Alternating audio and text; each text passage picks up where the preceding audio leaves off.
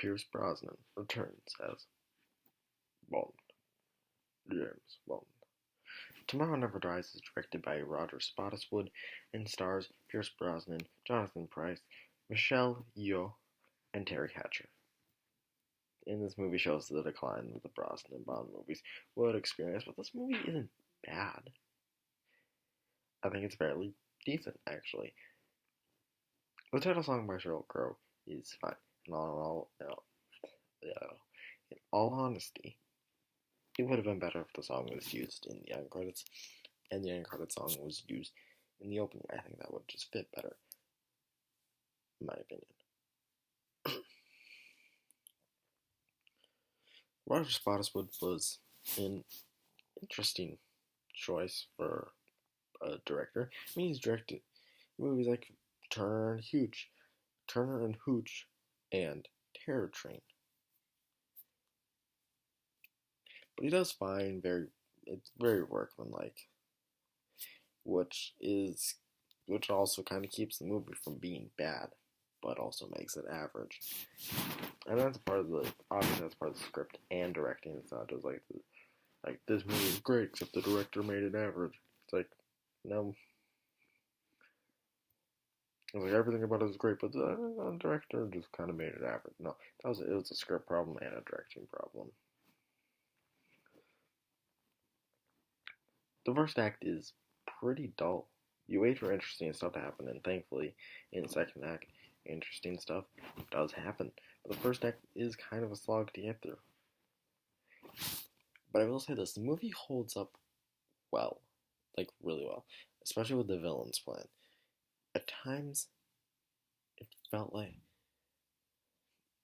feels like a predecessor to one of my favorite movies, Nightcrawler, starring Jake Gyllenhaal. It's a plot that I was almost expecting a more modern Bond film. The character of Paris Carver is very unnecessary. Terry Hatcher.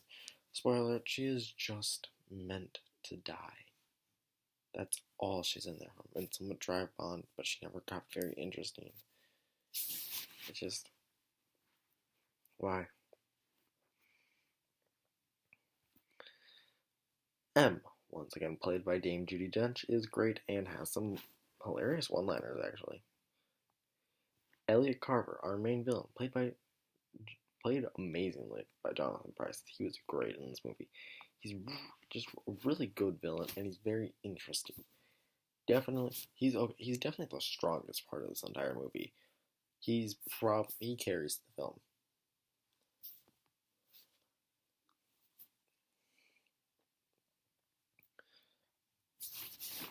And like I said earlier, had a great plan. And just kind of reminds me of Nightcrawler. And if you have not seen Nightcrawler, watch it. Like I said, one of my favorites. Amazing movie. It's on Netflix. Check it out.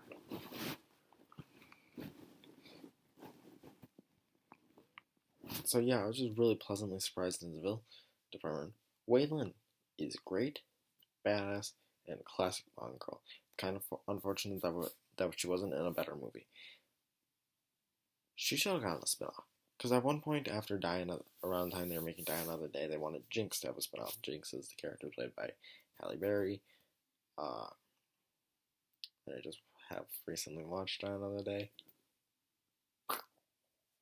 But they wanted that character to have a spinoff. And I was like, if you're going to give like any Bond girl from the Brosnan era a spinoff, Wei Lin. Easy choice. She's cool and just great. Everything about her is great. And her performance was great. So like, if you're going to give any Brosnan era Bond girl a spinoff,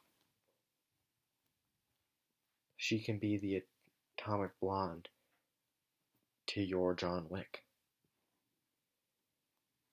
It's not. I'm just assuming, like, because David Leitch directed Atomic Blonde and produced the John Wick movies, so I'm just kind of assuming that. And there was the theory that they're kind of connected. But stupid.